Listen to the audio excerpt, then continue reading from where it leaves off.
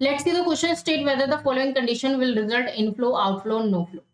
Does movement between items that constitute cash or cash equivalents result into cash flow? बिल्कुल कोई भी cash flow नहीं होगा। एक बैंक से निकाल कर तुम हाथ में कैश लिया है तो कोई भी ना इनफ्लो हुआ ना आउटफ्लो।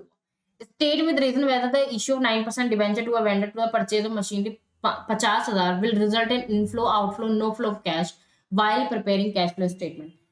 अगर आपने कोई मशीन खरीदी है और उसके बदले में आपने डिबेंचर दे दिए हैं तो इसमें भी कोई भी इनफ्लो नहीं आएगा। तो फर्स्ट वाले में भी नो है, दूसरे वाले में भी नो है।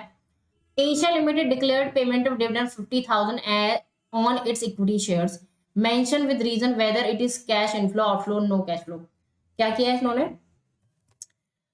अगर एशिया लिमिटेड ने अभी डिक्लेयर किया है, पे नहीं किया है, ध्यान से देखना, आप इसमें लिख दो कैश आउटफ्लो है, नहीं डिक्लेयर किया है तो यहाँ पर कोई भी कैश अभी फ्लो नहीं हुआ है। फोर्थ है state with reason whether deposits of cash into bank will result, कोई फ्लो नहीं होगा।